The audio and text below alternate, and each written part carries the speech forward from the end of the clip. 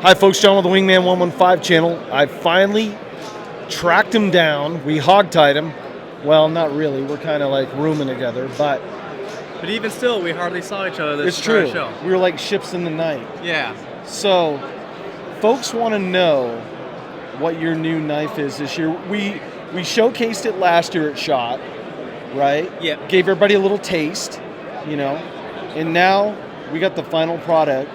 Boom. Take it away. It's called the ICE Dagger. If you guys are following my channel, you probably saw a highlight video featuring all the awesome things that we put into this knife. We debuted it at last SHOT show. Yeah. We worked on it for a few months prior to that, and there was a couple little things that we wanted to tweak on it to really make it perfect. Last SHOT show, we talked to a lot of guys that were in SWAT, Special Forces, and they were like, well, I would really like this, change this a little bit, and I'd totally be down for it. So we took that into consideration, we did those changes, and yeah, this is pretty much it. So it is the first design of 2017 that Topps released, so I'm pretty proud of it. Yeah. Yeah. The main features of this, it's a dagger, obviously, as the name implies, but what we did was we reinforced the tip using a compound grind. So a lot of the daggers that I saw out there on the market, with the rings on them, they're very thin knives, right? Which is great if you want it to be lightweight, but it didn't make them very durable and didn't really add confidence that it would do the job over and over again. So that's pretty much the driving force behind this. So let's talk a little bit about steel. What steel are we using? The steel that we're using for this is 1095 steel. It's differentially heat treated. So if you haven't seen my factory tour video on how they do that, check it out. You get to see a lot of the guys that are here at the booth work on these knives. So it's pretty awesome. Yeah, it's almost like a custom shop, really. Pretty much. I mean, it's as close to custom as most people can afford. Correct. Yeah. So now let's talk a little bit about scales and liners. What are you running as scales? Scales, we're using G10. So we have a nice texture G10. The reason being is I want it to be grippy right out the bat. Micarta can be a little bit smooth and only gets grippy once you start sweating into it. So.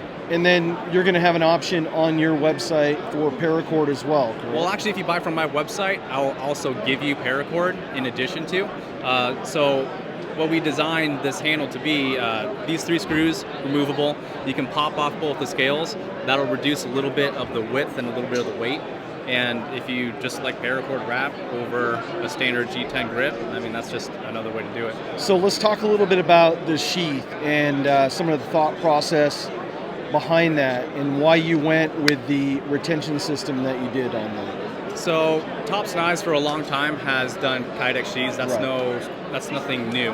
But I approached them, and when I said I wanted to do this, I said I wanted a pancake style, meaning it was 2 pieces riveted on both sides. They finally got around to it, and actually a few of their knives are starting to do that, the smaller ones. But it's still a one-piece design. Instead of being a taco folded this way, it's actually folded this way. So you have the strength of a one-piece, but you have the versatility of mounting a 2-piece. And so all the holes are standard spacing, so you can use tech locks, things like that. But what we decided to do was add an optional feature, which is the beta straps. So they're really flexible, they're strong, they have a rubberized coating so they don't slip around your belt. The benefit of it is you can do inside waistband, outside waistband, pretty much anything you want. You can go scout if you wanted to. Now I know that Topps did that with the Cut 4.0, and that's right. And I've used it. I've carried that knife for a while now, and it's worked really good. And it's the 2016 EDC fixed bladed of choice, or something amazing. I love Joshua Swanigan. So this might be the 2017 EDC. We'll see. Hint, hint, hint for viewers out there checking it out. I mean, truth be told, it is a double-edged knife, so some places won't allow it, but I designed this specifically for law enforcement and military in mind as a last-ditch effort to fight and get someone off of you if you're in a ground fire or something like that. Cool. Hey, I appreciate you taking time out of your super busy schedule. Love you, man. The bromance continues at SHOT Show. A lot of it's not broadcasted.